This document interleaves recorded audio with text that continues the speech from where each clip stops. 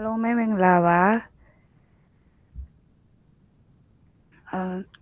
ဒီနေ့ကျွန်မမျှဝေချင်တာလေးကတော့တရုတ်စာပါတာစကားလေ့လာတဲ့အတွေ့အကြုံနဲ့ဒီဝိုင်းဝန်ချရဲ့စာရေးပွဲအတွေ့အကြုံတွေအကြောင်းပေါ့နော်ဒီမြန်မာနိုင်ငံကနေပြီးတော့ထိုင်ဝမ်ကိုလာဖြစ်တဲ့ဒီလေ့လာဖြစ်တဲ့ဒီတခြားလုံးခီကိုပေါ့နော်မိတ်ဆက်ပေးချင်တာပါနော်ပထမဆုံးမာတိကာအနေနဲ့ကျမအကြောင်းမိတ်ဆက်မယ်ဒုတိယအနေနဲ့ကျမတရုတ်စကားလေ့လာတဲ့အတွေ့အကြုံနဲ့တတိယအနေနဲ့ကျမဟွာယဝန်ချေရဲ့စာရေးပွဲရဲ့အတွေ့အကြုံတွေကိုမျှဝေသွားပေးချင်ပါတယ်ကျမနာမည်ကတော့ကျန်းစွီပါမြန်မာနာမည်ကတော့နန်းကျင်းဝမ်လျန်ဖြစ်ပါတယ်ဇာတိကတော့မြန်မာနိုင်ငံကချင်ပြည်နယ်မိုးညင်းမြို့ကနေလာပါတယ်အခုလက်ရှိတက်နေတဲ့ကျောင်းကတော့中信科技大学ဖြစ်ပြီးတော့အခုလက်ရှိ餐饮与健康养生系မှာပညာသင်နေတယ်ပေါ့နော်နောက်ခံအနေနဲ့ကတော့ဒီမှာ2020မှာထိုင်ဝမ်ကိုစန်ဂျာစု program နဲ့လာခဲ့ရပေါ့နော်အဲ့အတွက်အခုကတာရေးရှိပြီဆိုတော့ဒီထိုင်ဝမ်မှာနေနေရ4နှစ်မြောက်ရှိပြီပေါ့နော်သူဒီအစားတောက်စီမံခန့်ခွဲတဲ့ဗာဒရပ်ကိုအထူးမေဂျာတွေနဲ့တက်နေတဲ့အပြင်ကိုတရုတ်စကားကိုလည်းလိုမျိုးပေါ့အသက်ဝင်ထိထိရောက်ရောက်လေ့လာဖို့စူးစမ်းနေတယ်ပေါ့နော်ဘာကြောင့်ထိုင်ဝမ်ကိုလာဖြစ်ခဲ့လဲဆိုတော့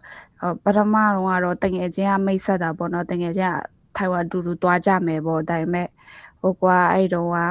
နည်းနည်းတွေ့ဝင်နေတဲ့အတွက်မလာဖြစ်ပဲနဲ့2020မှာမှ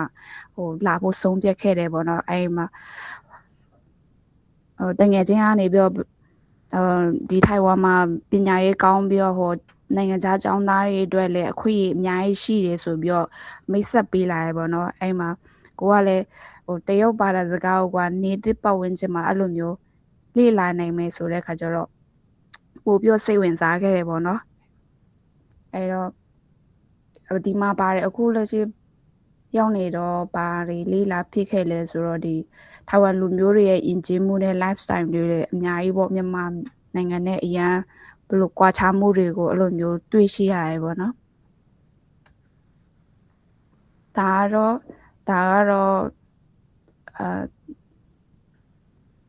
TOCFL ဖြေခဲ့တဲ့နှစ်ကြိမ်လုံးရဲ့ဒီ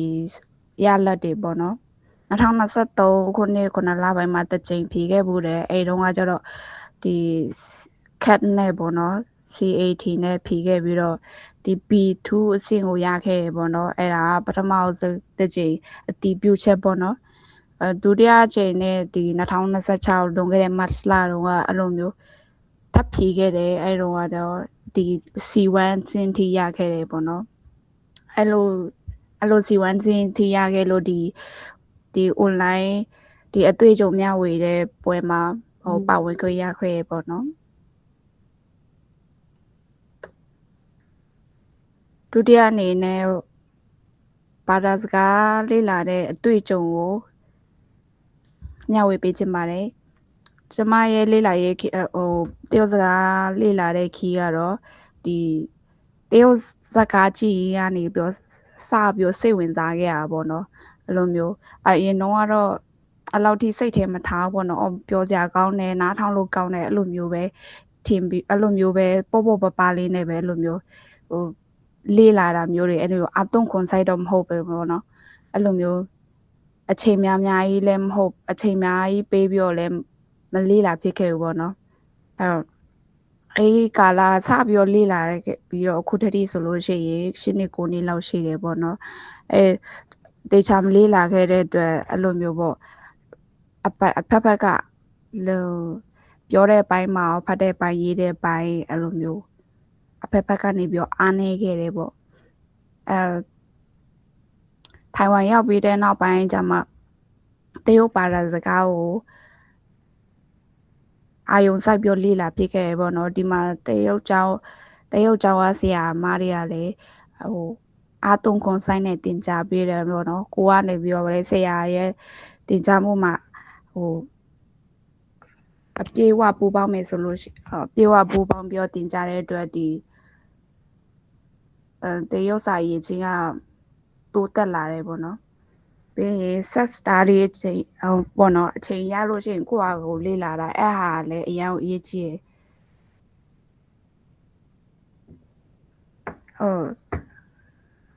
အဓိကအနေနဲ့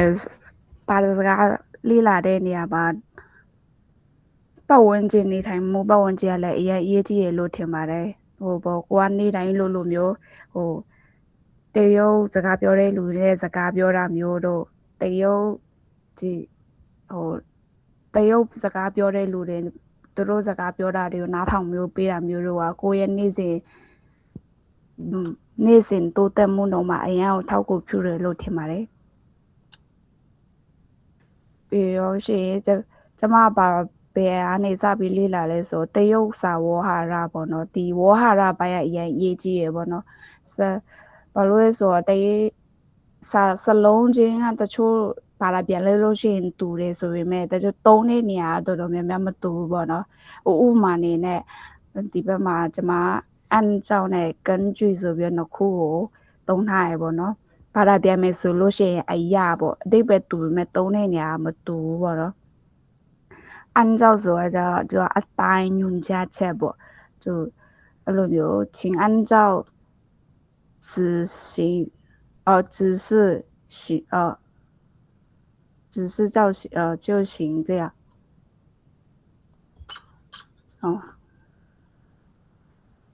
就ကျေးဇူးပြုရဲ့ညွန်ကြားချက်အတိုင်းလှုပ်ဆောင်ပါပေါ့အဲ့လိုမျိုးသူကကြတော့ညွန်ကြားချက်ပုံစံမျိုး根据ကြတော့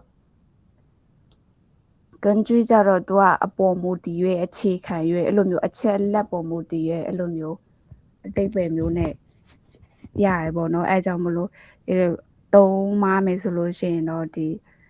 ဟိုအတိတ်ပဲမတူတာမျိုးတွေဟိုဖြစ်နိုင်တယ်ပေါ့နော်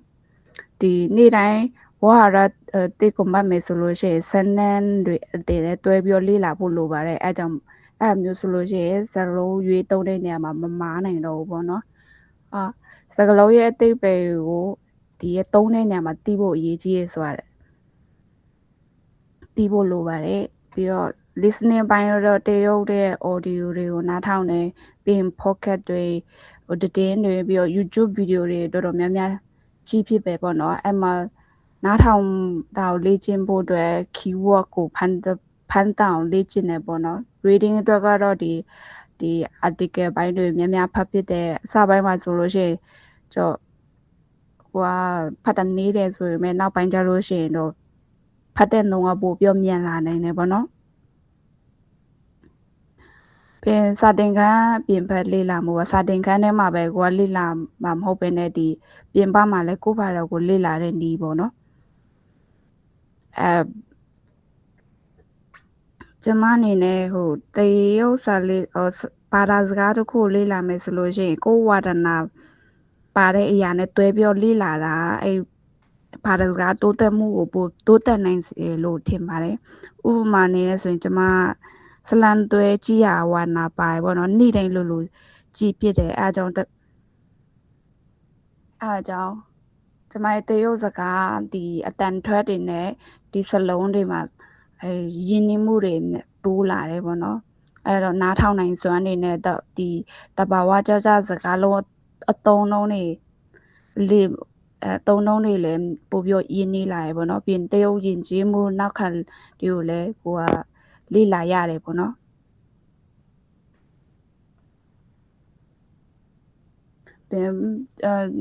တကယ်လို့ကျမလိုပဲဇလန်တွဲကြီးရဝါနာပါတဲ့လူဆိုလို့ရှိရင်ကျမဒီတချို့ကိုယ်တိုင်ကြည့်ဘူးပြီးတော့လေ့လာဖို့ကောင်းတယ်ဆိုလို့ထင်တဲ့ဇလန်တွဲတချို့ဟိုမိတ်ဆက်ပေးခြင်းတယ်ပေါ့နော်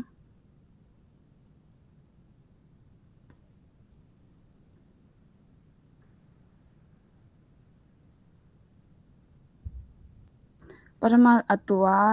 တကူI am nobody ဆိုတဲ့ animation ပါ တကယ်လို့ animation ဘာမှမကြိုက်ဘူးဆိုလို့ရှိရင်ဒီလူစင်းနဲ့တရုပ်ဆောင်တဲ့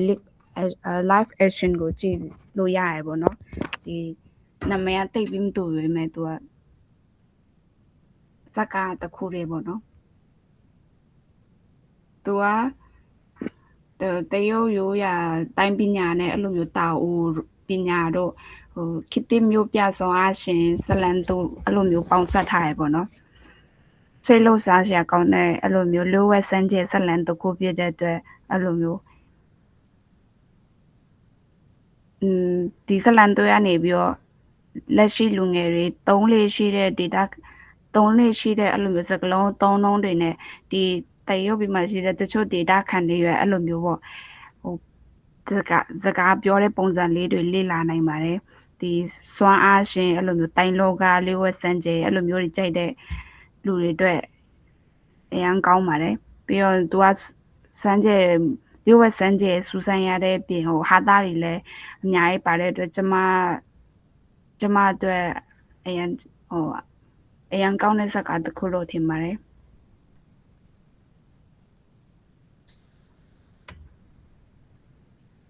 လို့ရှိတကယ်လို့တရားစီးပွားရေးနဲ့လုပ်ငန်းခွင်အပြင်စီမျိုးကြိုက်တယ်ဆိုလို့ရှိရင်အန်ဂျာဆိုတဲ့ကောင်ကြည့်နိုင်တယ်နော်ဒီလုပ်ငန်းခွင်နေ့စဉ်ပြောစကားရနဲ့လူမှုဆက်ဆံရေးပုံစံတွေကိုအဲ့လိုမျိုးလေ့လာနိုင်တယ်ပေါ့နော်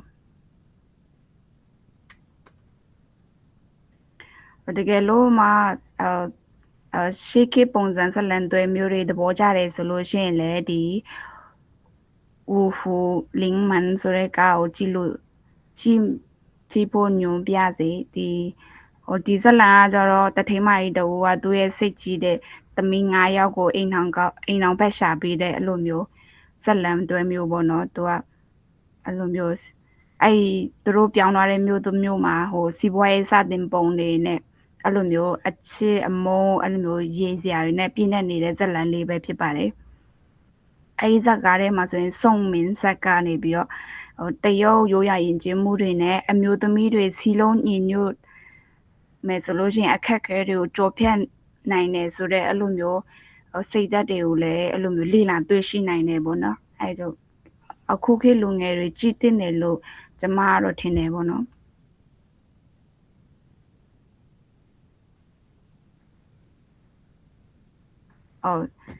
နောက်တစ်ခု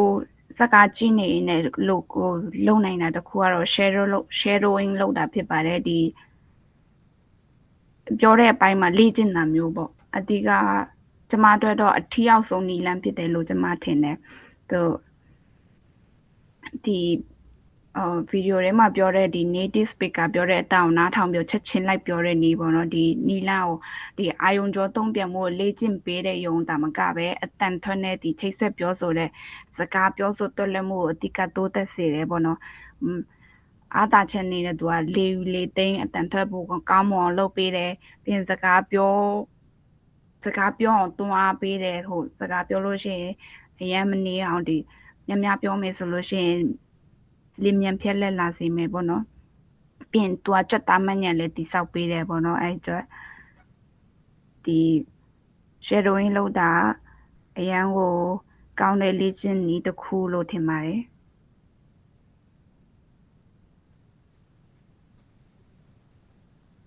ပြီးတော့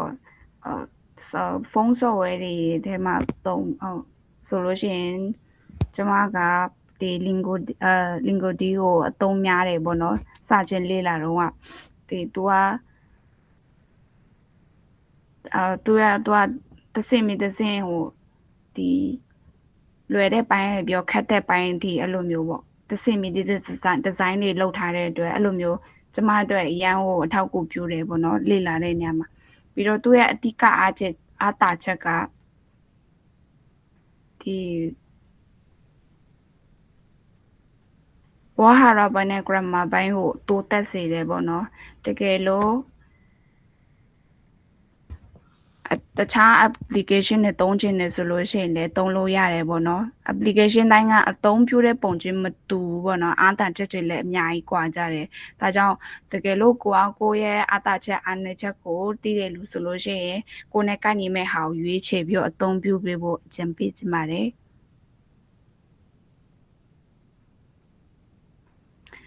နောက်တစ်ခုကတရုတ်တချင်းတွေနားထောင်တာပေါ့နော်တချင်းနားထောင်တာကြတော့ကိုစိတ်ပေါ်ပါလဲရှိစေတယ်စကလုံးပွဲစည်းပုံလဲကိုကနားလည်နိုင်ပြီးတော့ဒီကိုယ်ဘာသာစကားတိုးတက်လာတဲ့အဲ့လိုမျိုးခံစားချက်မျိုးလေးရစေတယ်ပေါ့နော်အဲကြောင့်မလို့ဒီတရုတ်တချင်းနားထောင်ပြီးအဲ့လိုမျိုးလိုက်ဆိုတာမျိုးကလည်းဒီအထောက်အကူအများကြီးဖြစ်စေတယ်လို့ယုံကြည်ပါတယ်ဟုတ်ဒီအရှိကအမကဒီ TOC FN နဲ့ပတ်သက်ပြီးအသေးစိတ်မိတ်ဆက်သွားရပေါ့နော်ဒီမှာကျမတော့ဖြေတော့တွေ့ခဲ့တဲ့ကြုံတွေ့ခဲ့တဲ့အတွေ့အကြုံလေးကိုပဲမျှဝေပေးချင်ပါတယ်ဒီကျမဖြေခဲ့တာတော့ဒီ CAT နဲ့ဖြေခဲ့တာပေါ့နော်ဒီဆိုင်ပွဲကအရှိအားကြောင့်မလို့သူကအရှိကမေကွန်းနေရလွယ်ကိုပြီးတော့မေကွန်းကိုဖြေတဲ့မေကွန်းအလိုက်မှန်နေဆိုလို့ရှိရင်သူကမေကွန်းနေရနောက်မေကွန်းနေရခက်လာရပေါ့နော်အဲ့လိုမျိုးကျမတက်ဖြေတဲ့တုန်းကတော့ band B ကိုဖြေခဲ့ရပေါ့နော် band B ကနေစပြီးတော့ဖြေခဲ့တယ်အဲ့မှာပထမပိုင်းကကျတော့နားထောင်တာနဲ့ဒုတိယပိုင်းကစာဖတ်တာပေါ့နော်အဲ့လိုမျိုးဖြေခဲ့ပါတယ်ပြီးတော့ဆိုင်ပွဲကကျတော့တစ်နှစ်ကို10ချိန်ကျင်းပတယ်ဒါပေမဲ့ကိုကအကောင်းဆုံးကတော့ကိုနီးတဲ့နေရာမှာဆိုင်ပွဲကျင်းပတဲ့ကာလမှာဆိုင်ပွဲဖြေဖို့အကြံပြုချင်ပါတယ်ဖြေလို့ရှိရင်လည်းကွာဥမာကျောင်းမှာဆိုလို့ရှိရင်ကျောင်းကအဲ့လိုမျိုးအုပ်စုလိုက်အဲ့လိုမျိုးဖောင်တင်တာမျိုးကပို့ပြီးတော့ဈေးလက်တက်တာတယ်ပြီးတော့ကိုကဒီဖောင်တင်တဲ့အပေါ်မှာပဲတခြားကိစ္စတွေအာရုံမစိုက်ပဲနဲ့ကိုရဲ့ဒီဆိုင်ပွဲကိုအာရုံစိုက်နိုင်အောင်တခြားကျောင်းကနေပြီးတော့အများကြီးကူညီပေးတယ်ပေါ့နော်အဲ့အတွက်ဖြစ်နိုင်မယ်ဆိုလို့ရှိရင်အုပ်စုလိုက်ဖောင်တင်တာမျိုးကပို့ပြီးတော့ကောင်းတယ်ပေါ့နော်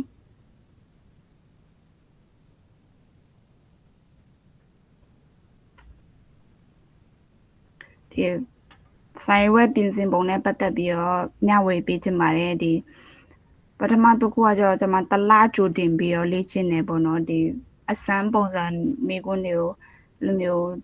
3-4ခါအနေ6ခါလောက်လုပ်ဖြစ်တယ်ပေါ့နော်မဖြေခင်တော့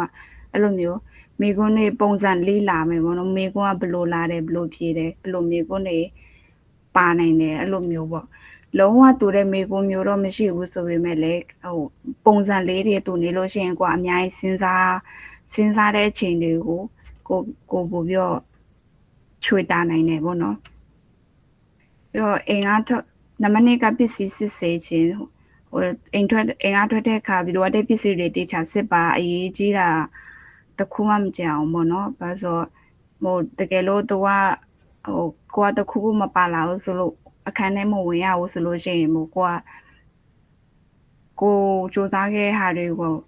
ကိုမဖြေရတဲ့အတွက်အကုန်လုံးအလဟတာဖြစ်စေတယ်ပေါ့နော်ပြီးနံပါတ်3ကအစာဝအောင်စားတာပေါ့နော်ဒီအစာဝအောင်စားထားမယ်ဆိုလို့ရှိရင်စာတင်ခန်းထဲမှာကိုပိုက်စားတာကြောင့်အဲ့လိုအာယုံမစူးစိုက်နိုင်တာမျိုးတို့မဖြစ်ရဘူးပေါ့အဲ့လိုမျိုးတွေကျွန်မကော်ဖီတစ်ခွက်လေးတောက်ခဲ့ပါတယ်ဒီကော်ဖီတောက်တာဒီအုံနောက်တွက်လက်လန်းဆန်းစေပြီးတော့ဒီအာယုံစူးစိတ်မှုလည်းရှိစေတယ်ပေါ့နော်တကယ်လို့ကော်ဖီတောက်လို့ရင်တုံတက်တဲ့လူဆိုလို့ရှိရင်တော့ကော်ဖီမတောက်ပါနဲ့ပေါ့နော်ဒီနံပါတ်5အနေနဲ့ကျတော့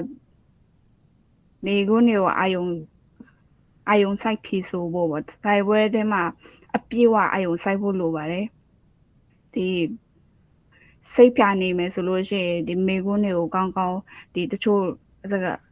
listening ပိုင်းမှာဆိုလို့ရှိရင်တချို့သူပြောတာလွတ်သွားတတ်တာမျိုးတို့အဲ့လိုမျိုးတွေဖြစ်တတ်ပါတယ်အဲကြောင့်မလို့ဒီလုံးဝအယုံဆိုင်နေပြီးတော့စိတ်မဖြာအောင်အဲ့လိုမျိုးနေရပါမယ်ဖြေရပါမယ်ပြီးစီကံချက်လိုက်နံပါတ်6ကစီကံချက်လိုက်နာခြင်းပေါ့ဒီစီကံချက်ဆိုင်ဝက်ဖြေတဲ့နေရာမှာစီကံချက်တွေအများကြီးရှိတယ်မဖောက်ပြက်တဲ့စီကံချက်တွေပေါ့နော်အဲ့လိုမျိုးတကယ်လို့စီကံချက်ဖောက်ပြက်လို့အဲ့လိုမျိုးဆိုင်ဝက်ကနေထွက်ရမယ်ဆိုလို့ရှိရင်လည်းရှေ့ကဟာ ပြောခဲ့လို့ပဲဒီကိုစူးစမ်းခဲ့တဲ့ဒီအချိန်တွေအင်အားတွေအကုန်လုံးအလကားဟာတက်ဖြစ်သွားနိုင်တယ်ပေါ့နော်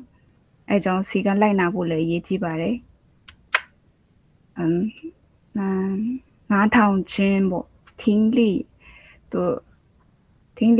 ပိုင်းမှာအဓိကအခက်ခဲဆုံးပိုင်းကဒီစာပိုက်ရှည်လို့ရှိရင်အခြေခံအကြောင်းအရာတွေမိသွားတတ်မျိုးပေါ့နော်အဲ့ဒါဟာဟိုမညံစိန်ခေါ်မှုတစ်မျိုးဖြစ်တယ်ပေါ့နော်တကယ်လို့ဒီဆိုင်ဝက်ခန်းထဲမှာတော့ဒီဟိုသူတို့ကဟိုစာရွက်တရွက်နဲ့ဘောပင်တစ်ချောင်းပေးထားတတ်တယ်ပေါ့နော်ဟိုတကယ်လို့ကိုကနှုတ်မှတ်မယ်ဆိုရင်မှတ်လို့ရအောင်ပေါ့ဒါပေမဲ့ကျမအနေနဲ့ကတော့ဒီလိုနားထောင်နေတဲ့ချိန်မှာနှုတ်လိုက်မှတ်မယ်ဆိုလို့ရှိရင်ဟိုတချို့အကြောင်းအရာတွေလွတ်သွားနိုင်တယ်လို့ထင်ပါတယ်တကယ်အဲ့တော့ကျမကနှုတ်မှတ်တဲ့ပုံစံကိုတော့တိတ်ပြီးတော့အားမပေးဘူးပေါ့နော်အဓိကကကိုကအကုန်လုံးကောင်းနေပဲမှတ်ပေါ့နော်ပြီးလို့ရှိရင်မေကွန်းကိုအဆုံးထိနားထောင်ပြီးမှဖြီပေါ့နော်ဘာလို့ဆိုတော့နောက်ကျမှမေကွန်းနောက်ပိုင်းကျမှတော့မေးတာမေးတဲ့နေရာမှာ block twist မျိုးအဲ့လိုမျိုးလောက်သွားလို့ရှိရင်ကိုရွေးချက်ကြိုတင်ရွေးချယ်ထားတဲ့မေကွန်းမှားသွားနိုင်တယ်ပေါ့နော်အဲ့ကြောင့်မို့မေကွန်းကိုစောအောင်နားထောင်ပြီးမှဖြီကြပေါ့နော်ပြီးတော့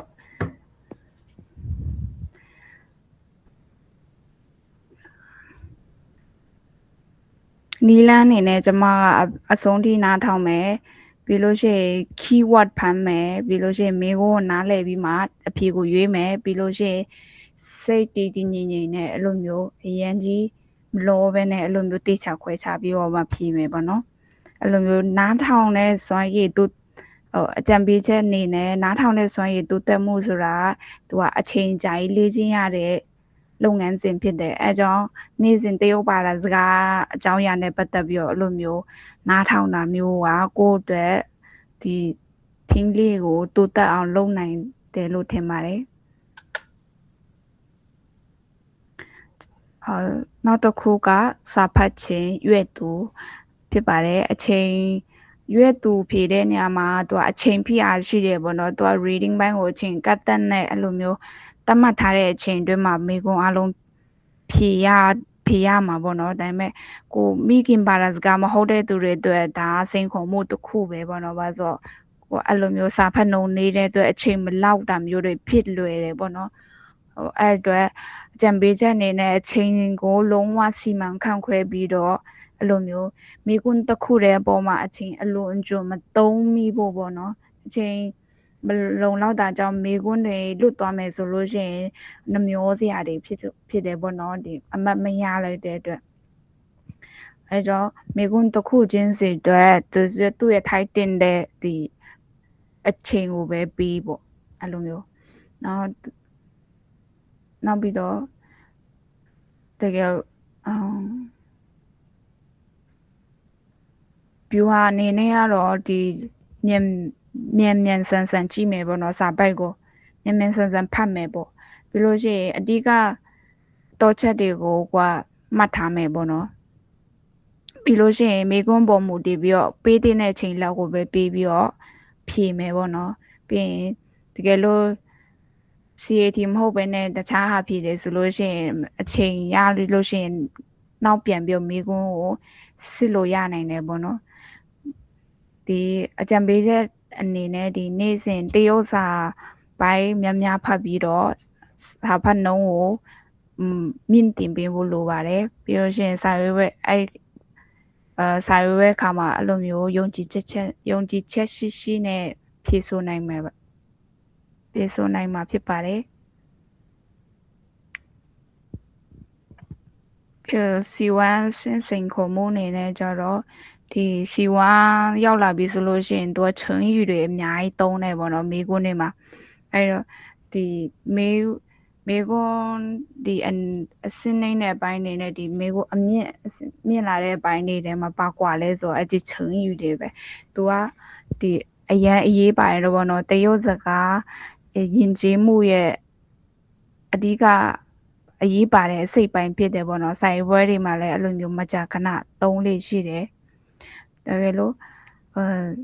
တော့ချက်အနေနဲ့ကြတော့ဒီချွန်းယူကိုသူတလေးအဲ့လိုမျိုးအားကောင်းအောင်အဲ့လိုမျိုးအစိတ်ပိုင်းကိုဒီအစိတ်ပိုင်းကိုဟိုပုံပြင်ချွန်းယူပုံပြင်ဖတ်ပြီးတော့ဖြစ်ဖြစ်ဒီချွန်းရီတွေရဲ့အရင်မြစ်ကိုအတိတ်ပဲကိုနားလည်အောင်အလုပ်ပေးတင်တယ်ပေါ့နော်ပြီးလို့ရှိရင်ချွန်းရီများသုံးပြီးတော့ဝက်ကြဖွဲ့တာမျိုးတွေဘာလဲကိုပို့ပြီးမှတ်မိစေပြီးတော့နားလေစေတယ်ပေါ့နော်ပြီးလို့ရှိရင်ဒီတော့ကိုကနေ့စဉ်စကားအသုံးလုံးမှာအဲ့လိုမျိုးချွန်းရီတွေကိုညက်ညက်ပြီးတော့တုံးပြီးလေ့ကျင့်ပေးသွားမယ်ဆိုလို့ရှိရင်အဲ့လိုဆိုင်ဝဲမှာကောင်းကောင်းဖြစ်နိုင်မယ်လို့ထင်ပါတယ်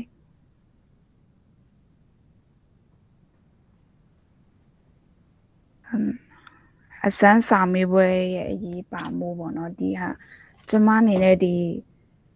မဖြေခင်မှာဒီအစမ်းစာမေးပွဲကိုအချိန်အများကြီးလုပ်ခဲ့တယ်ပေါ့နော်ဆိုင်ဝဲပုံစံဆိုလို့ရှိရင်ဒီကိုဖြေတဲ့ဆိုင်ဝဲမှာသူလက်တရားဝင်ဖြေတဲ့ဆိုင်ပွဲနဲ့တူတဲ့ဆိုင်အစမ်းစာမေးပွဲကိုလုပ်ရမှာဖြစ်ပါတယ်ဒီပထမဆုံးစမ်းစာမေးပွဲပုံစံကိုလေ့ကျင့်မယ်ဆိုလို့ရှိရင်ကိုကဒီမိကွန်းပုံစံကိုကိုကနားလည်မယ်ဒီသူ့ရဲ့လုပ်ငန်းစဉ်ကိုသူ့ရဲ့လုပ်ငန်းစဉ်ကိုကိုကနားလည်မယ်ဆိုလို့ရှိရင်ကိုယ့်ရဲ့စိတ်လှုပ်ရှားမှုကိုဖြည့်တဲ့အခါမှာကိုယ့်ရဲ့စိတ်လှုပ်ရှားမှုကိုလျှော့ချစေတယ်ပေါ့နော်ပြီးလို့ရှိရင်ကိုကသူကအချိန်စီမံခန့်ခွဲတဲ့နေရာမှာလဲသူကကူညီပေးပါတယ်ပြီးလေ့ကျင့်တဲ့နေရာမှာမလိုအပ်တဲ့နေရာမှာအချိန်မကုန်ခန်းစေဖို့အဲ့လိုတရားဝင်ဆိုင်ပွဲဖြည့်တဲ့အခါမှာကိုကအချိန်ပိုရစေတယ်လွယ်တဲ့မေကွန်းတွေပေါ်မှာအချိန်မကုန်ခန်းမဲ့နဲ့ခက်တဲ့မေကွန်းတွေပေါ်စဉ်းစားရအချိန်ရစေတယ်ပေါ့နော်တို့ရဲ့အကျိုးကျေးဇူးတွေကတော့ဆိုင်ပွဲလုပ်ငန်းစဉ်မေကွန်းပုံစံကိုကပိုရင်းနှီးစေတယ်ပြီးတော့အချိန်စီမံခန့်ခွဲတဲ့စွမ်းရည်ကိုတိုးတက်စေတယ်ပြီးရင်ကိုအားနည်းချက်ကိုလည်းကိုကရှာတွေ့စေတယ်ပြီးရင်ကိုရဲ့ယုံကြည်ချက်မိမိရဲ့ဒီဆိုင်ပွဲပေါ်ယုံကြည်ချက်ကိုလည်းတိုးတက်စေတယ်ဒီစိတ်ပူပန်မှုကိုလည်းသူကလျှော့ချစေရပေါ့နော်ဆိုင်ပွဲမတိုင်ခင်အနည်းဆုံး3ချိန်ကနေပြီးတော့5ချိန်ထိအဲ့လိုမျိုးဆိုင်အစမ်းစာမေးပွဲကိုဖြည့်တင်တယ်လို့ထင်တယ်ပေါ့နော်ဒီတရုတ်စာလိလာတူတွေအတွက်အကြံပေးချက်ပေါ့နော်ဒီစိတ်အားထက်သန်မှုကရေးကြည့်ပါတယ်ဒီပါရစကားလေးလာတဲ့တဲမှာဒီကြာဇွဲရှိဖို့ပေါ့နော်ပထမပိုင်းမှာဒီလေးလာမယ်ဆိုပြီးတော့တတ်ချင်တယ်ဆိုပြီးတော့အဲ့လိုမျိုးတအားစိတ်ထက်တန်ခဲ့ပြီးမဲ့နောက်ပိုင်းမှာအဲ့လိုမျိုးပေါ့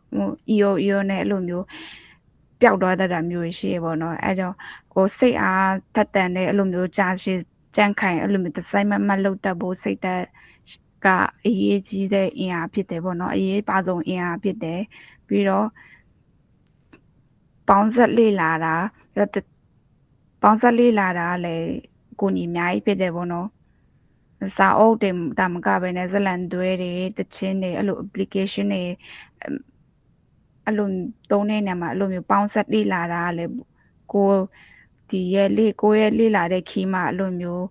အရင်မပြင်းစေဘူးပေါ့နော်ပြီးတော့အဆက်မပြတ်အဲ့လိုမျိုးစူးစမ်းခြင်းပေါ့ဒီနေ့အရင်တပတ်တုန်းကတော့တင်တယ်ဒီဘက်ကျတော့မလေးလာတော့ဘူးအဲ့လိုမျိုးလှုပ်လိုက်အဲ့လိုမျိုးတွေကဒီနောက်နေစေတယ်ပေါ့နော်ကိုယ့်ရဲ့ဒီတိုးတက်မှုကိုနောက်နေစေတယ်အဲ့တော့သူကနေ့တိုင်းလိုစတိုက်အဲ့လိုမျိုးကိုကအများကြီးမလေးလာဘူးဆိုရင်တော့နေ့တိုင်းနည်းနည်းစီအဲ့လိုမျိုးလေးလာသွားမယ်ဆိုလို့ရှိရင်သူရဲ့နောက်ပိုင်းကိုတက်လာတဲ့ခါမှာကိုရလက်ကိုတိတိတတ်တာတွေ့ရမှာပါပြီးတော့ဥဒေချက်တတ်မှတ်တာမျိုးပေါ့ဒီဆိုင်ပွဲဟိုက ကိုက B1 ထိဖြည့်မလား B2 ထိဖြည့်မလားဒါမှမဟုတ် C ထိဖြည့်မလားပေါ့အဲ့လိုမျိုးကိုယ့်ရဲ့ဥတီချက်ကိုတတ်မှတ်တာမျိုးပေါ့နော်ကိုယ့်ရဲ့ဥတီချက်နဲ့တတ်မှတ်ပြီးတော့ဒီပြင်ဆင်မှုတွေလုပ်မယ်ဆိုလို့ရှိရင်ဒီရလဒ်တွေပိုပြောကောင်းအောင်လုပ်နိုင်တယ်လို့ယုံကြည်ပါတယ်ပြီးတော့စကားပြောတဲ့နေရာမှာအဲ့လိုမျိုးမကြောက်ပါနဲ့ဒီစကားတရုတ်စကားပြောတဲ့သူတွေနဲ့အမျိုးဆက်ဆံမှုစကားပြောတာမျိုးများလုပ်ပြီးမယ်ဆိုလို့ရှိရင်ဒီတရုတ်စကားတိုးတက်မှုနှုန်းကိုလည်းအလင်းမြန်ဆုံးတက်မြောက်စေတဲ့နည်းလမ်းလို့ထင်ပါတယ်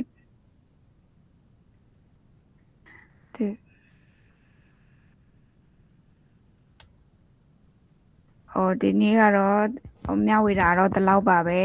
အားလုံးကိုကျေးဇူးတင်ပါတယ်ဆိုင်